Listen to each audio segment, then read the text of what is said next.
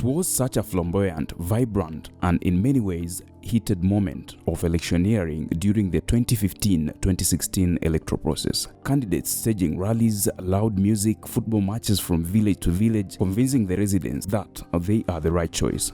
Faced with a needy community that cared less about the ambiguity of their promised service delivery, many resorted to sharing immediate economic gains in form of cash. The incumbents who had registered strong community support didn't bother to campaign, but rather would simply show face, wave, and dance to the music. Promises zo zali nzibu okufuna banga abasinga ku campaigning zaabwe bo bazinanga buzini nga badda mu ndongo nga tewali ayogera. Contenders promised heaven on earth, things within their mandate and out of their docket, well knowing the impossible and the possible. To the people's surprise, local leaders were moving from one religious institution to another to seek for political blessings from religious leaders who could not realize the thought of using their platforms more strategically in the due event. The less spiritual became more spiritual during that time. While some of the contenders may remain committed to fulfilling their promises after being elected, others make promises for purposes of inciting voters to elect them into office, and after being elected, they do not fulfill what they promised. Yet, several of the promises made are key needs to the communities, and failure to fulfill them has an implication on the state of service delivery and the community development. To address the concern, the United Religions Initiative, Great Lakes, with support from the Open Society Initiative of East Africa, initiated a pilot project aiming at holding parliamentary, MPs and local government elected candidates, especially LC5 chairpersons and their councillors, accountable on their promises made during the 2015-2016 election. Omusomo guno gwongedde okugatta abantu abatulonda naffe abakulembeze bwabwe okwongera okumanya bye twabasuubiza oba tubituukiriza. 2015, that is when we started with this program of evaluation, and it had to do with the monitoring campaigns of leaders and the promises that they make. For a start, the target districts for this project were Wakiso, Mukono, and Kayunga, where United Religions Initiative, Great Lakes, sent out electoral campaign monitors at the beginning of the 2015-2016 campaign period to consistently monitor the campaign process for purposes of extracting and recording promises made by the targeted leaders. Starting this program, we had an identification of campaign monitors from each of these 3 districts, and we had what we call religious leaders coming from different faith backgrounds. Being that the United Religions Initiative, we are for all religions and all cultures. Some of them promised what was out of their mandate, like they promised construction of roads, bringing in piped water. Even some promised to educate orphans. Engaging the elected leaders on media and public platforms on their promises was also done in the process.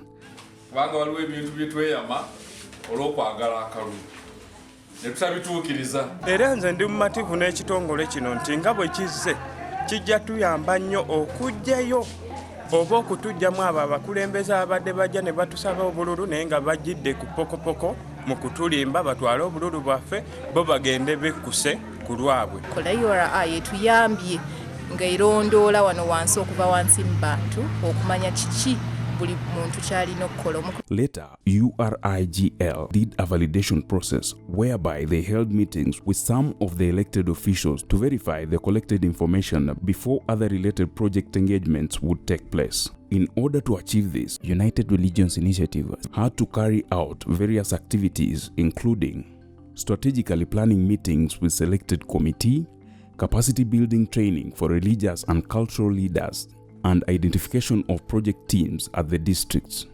Built the capacity of religious leaders from different faith backgrounds. And lastly, conducting community dialogues with the elected leaders.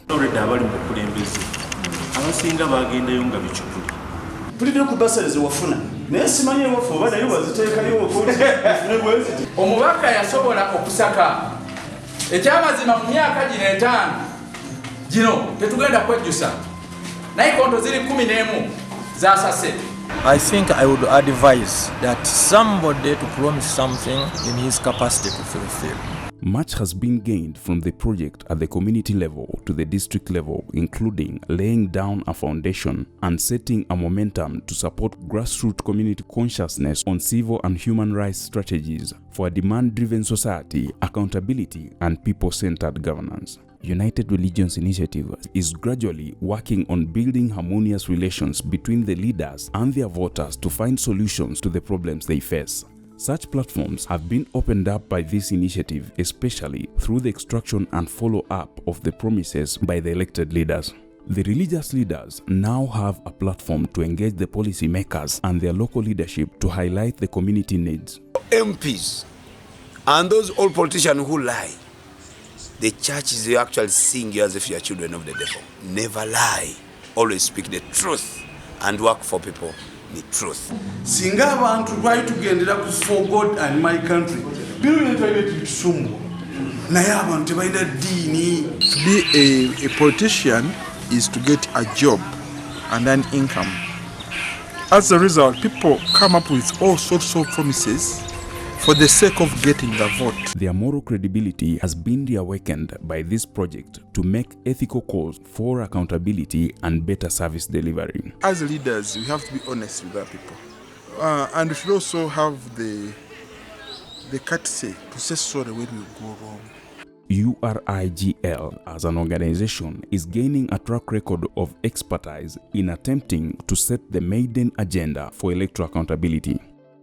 Being a first-of-its-kind initiative provides lessons and good practices, especially the adoption of faith-based approach to building a demand-driven society, accountability, and people-centered governance. However, majority of the candidates lack personal campaign manifestos, let alone making reference to their party manifestos. Bebira bagamba biri private naye abaana bagamba bagoberera za bibiina. Kati ekyo ne kitubeera nga si kyangu kola ki? Okunoonya okupikinga manifestos okuva from specific candidates. This created an environment of promises made to hoodwink people into voting for candidates. Other candidates didn't commit on making promises out of fear of being pinned by the electorate, spending much of their time pinpointing at government weaknesses. Central government has crippled decentralization, especially in terms of what? Resources. The 2015-2016 electoral process has been recorded in the books as the most monetized electoral process so far. This has played out both on the side of the aspirants and the voters. This precedence was particularly eminent during the NRM party primaries, where the voters got accustomed to money for any commitment to a campaign assignment. The Boda Boda riders feasted the most, and musicians as well as the other local persons. It was therefore a complex atmosphere for the less resourced candidates, mostly independent candidates, and a greater portion of the opposition to convince voters without monetary provisions. It was also noted that collection of the campaign promises and other electoral-related issues became pretty hard in an environment where both the voters and the candidates operated contrary to the Electoral Commission guidelines. The limited awareness, even among the candidates, created suspicion of the campaign monitors on information sharing, which is constitutionally provided for. Although Uganda has a decentralized system of governance, it was realized that its implementation is weak and wanting for local governance to thrive. The leadership at this level has expressed an outcry for the central government's dictation of business at their level. Most of the district chairpersons in the target districts have expressed concern for government interference in local tenders, local revenue collection, procurement, and others, hence lowering the quality of service, and sometimes supervision becomes hard. The government in which I work, there's so many embezzlements of funds and misallocation. The stalemate in the LC elections is a resound concern for many development stakeholders, as obstacles standing in the way of lower level governance and development in general. We promised people Mukono good service delivery, which includes security, which include health, and as you are aware and you have been seeing on the news, you can find a week or a month without seeing anything of such child sacrifice. Whereby we have even gone far to the highland, we are constructing a hospital in Kiri Island. The absence of functional village council committees has inevitably pushed the burden to the policymakers, parliamentarians, and other local leaders who have to shoulder the demands of the people. The deplorable state of service delivery nationwide has also forced majority of policymakers, in this case MPs, to overstep their mandate of jurisdiction, thereby finding themselves attending to people's needs and concerns. In this desperate situation, people have even demanded petty items like saucepans, tents, scholastic materials from their policymakers. Abantu mutukozesa ensobi bwe tujjeeyo mujja muteekako ebisaba bingi singa ate mango tokunkumulidde mango so kama kitwaliza n'okubalimba naffe kubanga olusiba tetulina naye tubalimba okubanga tusobola okutuwaaki akalulu naye nga mwe mutuleta okutukozesa ensobi olw'okutusaba ebintu ng'ebyo. After evaluating the success and the gaps in this project, it all points to the need for continuation of the initiative to reinforce the momentum that has been set on electoral accountability by scaling up civic consciousness, equipping the religious and other opinion leaders with the needed skills to demand service delivery, and also addressing the rigidity of some of the leaders and other actors. As we conclude 2 years in this process, it is very clear that the community and the leadership still have an uphill task of meeting each other's needs based on the respective mandates. Omuntu ndowooza okujja okuluga nti agenda kwesimbawo tumubuuze ngako ogenda kwesimbawo constitution eriwa emu ku bitusobola okubuuza abagenda okwesimbawo atukulemberere mu maki mu mateeka.